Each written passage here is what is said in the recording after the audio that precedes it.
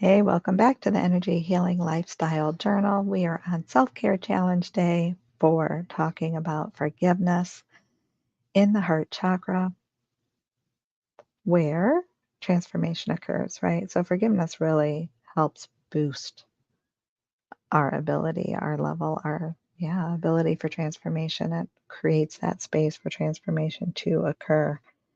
Difficult to transform things and transmute energy when we're really carrying a lot of resentment, right? Which is the exact opposite, basically, of forgiveness. When we're not able to forgive, we hold on to a lot of that anger and resentment. Can lead to things like depression and anxiety, right? So I was looking at an article. I'm just going to go ahead and bounce to it since that's where my focus is. I saw this article from health.harvard.edu, and I'm just going to read part of it. Where it talks about learning to let go. So we've talked before on Thursdays when it comes to forgiveness in the heart chakra about what forgiveness really is, because what our ideas are about forgiveness really get in the way and prevent us from allowing that energy to occur or allowing that transmutation to occur, which totally blocks our transformation, right? So in this article, it says learning to let go. So there are two sides to forgiveness, decisional and emotional. So decisional forgiveness involves a conscious choice to replace ill with goodwill. You no longer wish bad things to happen to that individual, says Dr. Vanderweel. This is often quicker and easier to accomplish. For emotional forgiveness, you move away from those negative feelings and no longer dwell on the wrongdoing. It's quoted, emotional forgiveness is much harder and takes longer as it's common for those feelings to return on a regular basis, end quote, says Dr. Vanderweel. This often happens when you think about the offender or something triggers the memory, or you still suffer from the adverse consequences of the action. So really the trauma, right? When we have those traumatic experiences, then having emotional forgiveness, we can see why that would be extra challenging. However, I believe that we still can open space for in what they call the decisional forgiveness, right? Just so that we can release some of that baggage, so that we can experience a different vibration in our energy field. So the article goes on to say practicing forgiveness can have powerful health benefits. Observational studies and even some randomized trials suggest that forgiveness is associated with lower levels of depression, anxiety, and hostility, and reduced substance abuse, higher self esteem, and greater life satisfaction. Yet forgiving people is not always easy. We know that, don't we? So, again, in quotes, it's not that men can't forgive, but for some, it's more of a struggle, says Dr. Vanderweel. It's not clear why, but perhaps these men have learned to suppress certain emotions. It also can be difficult for men to admit to themselves that there was this great offense that still bothers them. End quote. So I didn't read the whole article to know why that was specific to men, because I think it can be quite true for women as well. But again, the article could be focusing on something else. I didn't read the whole thing. But I thought that was very interesting to separate the two, right? Having the decisional, the conscious, the mental choice, like just making a choice to forgive versus I make that choice, but yet if there's something triggered and that emotion comes back in, that I may realize that there might still be some anger and resentment lingering, right? Layers. We talk about layers. Layers in our chakras, layers in our life, layers in all of our being. But that's okay. That's why we're here. That's why we're showing up for ourselves. That's why we're giving ourselves love and compassion. The whole purpose of our conversation, having the forgiveness or allowing forgiveness to occur, is for us, for our own well-being, for to show ourselves some love, right? So that we feel better, so that we're okay. It gets heavy, doesn't it? Carrying around all that baggage. Mm. So in my journaling, I have my journal on my lap. Here we are. Do you have yours? Hope you're ready. Be aware, assess, and align. So, in your awareness, do your check in. Do you notice any areas of resentment? Do you notice areas of anger? What comes to mind? Do you notice those thoughts or feelings that pop in about that might wish those bad things on other people, right? Or that are just kind of snarky and judgmental, or those might be indicators that you're hanging on to some resentment or anger, right? So just doing that check-in to be aware of what's going on, what comes into the awareness, and then checking in also to see, is it, because we want to assess next, right? We're aware, assess. Whatever's coming into our awareness, maybe it's nice and clear and full of love, right? Only. Whatever's coming into your awareness, is it in alignment with the source of unconditional love? And if not, which anger and resentment are not in vibrational frequency, it's not a vibrational frequency match to that of unconditional love, right? So if not, what is a step that you can take to get closer to that frequency of unconditional love? So in my own head, because I've had the debates as well, right? Excuse me, when it comes to forgiveness and what people do and how it affects other people and all the things. I don't want to dig up all of that. But if you notice that your human ego is chattering those types of statements, pulling you in that direction, because we know that harm isn't also, doesn't also vibrate in the same frequency as unconditional love, right?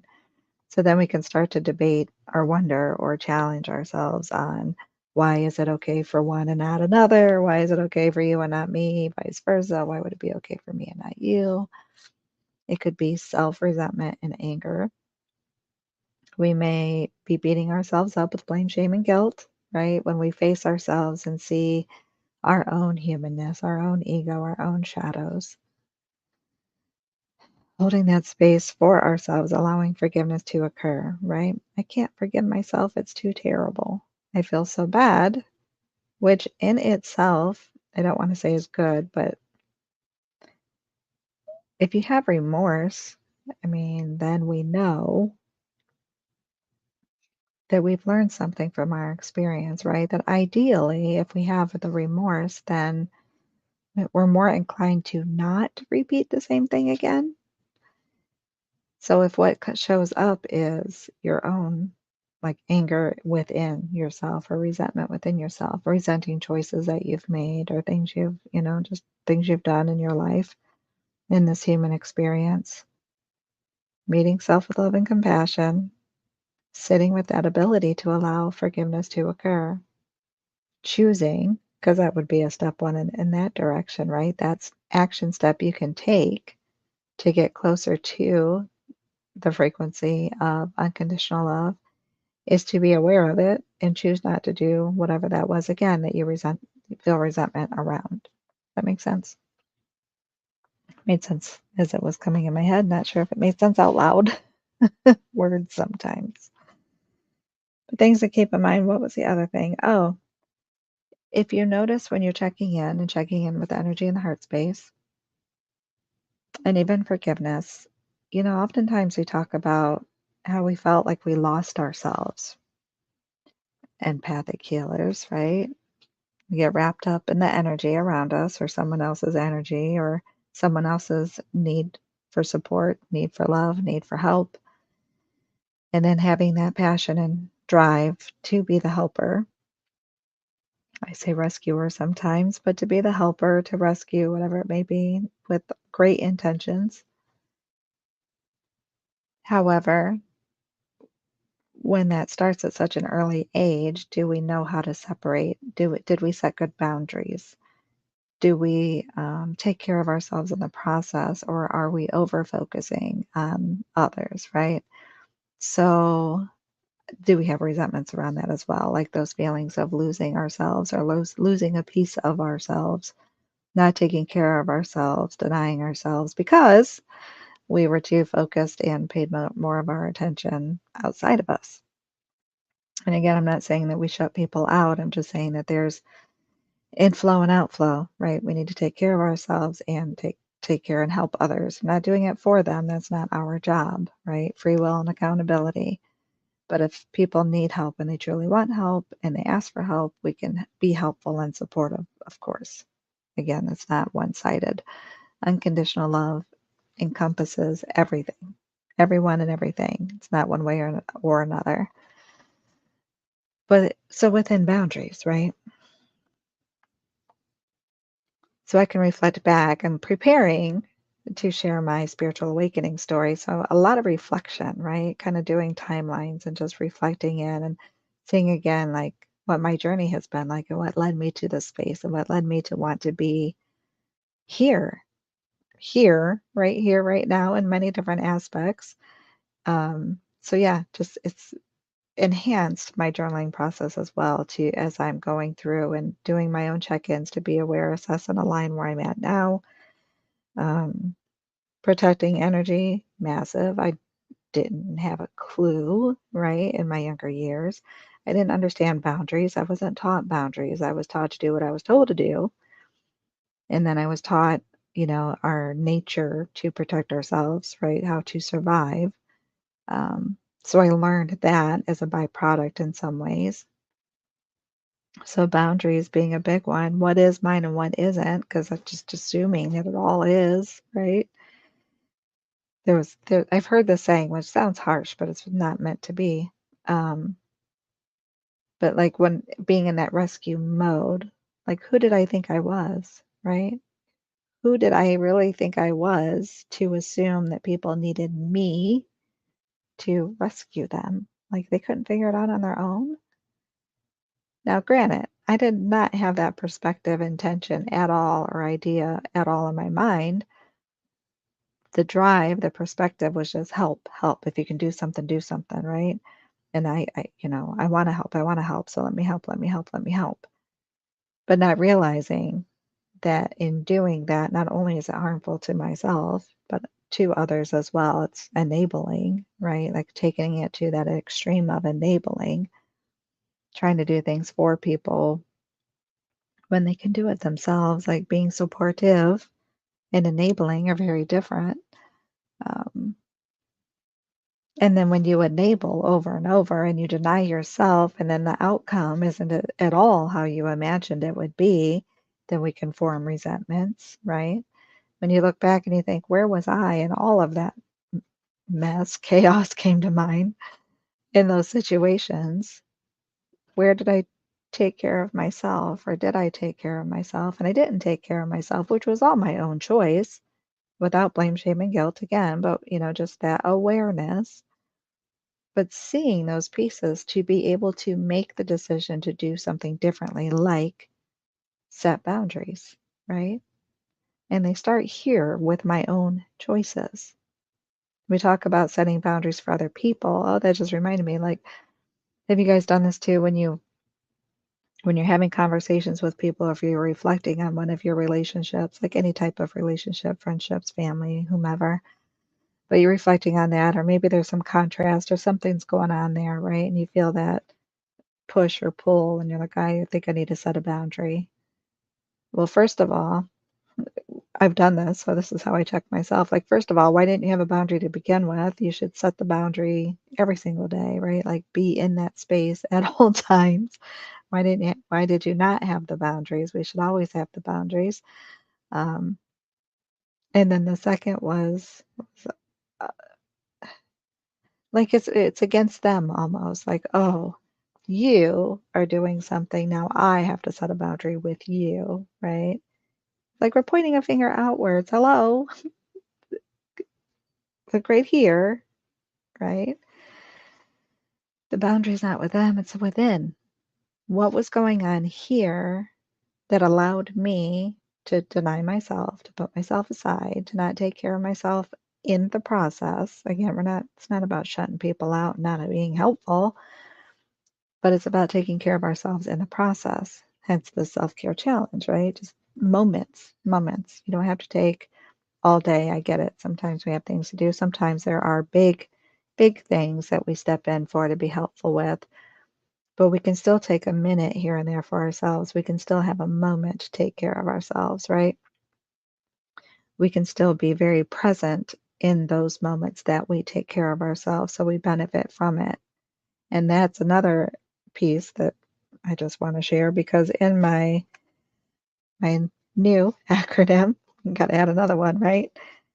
Of pray in the morning, pray at night, protect your energy, release what isn't yours, and appreciate the now moment.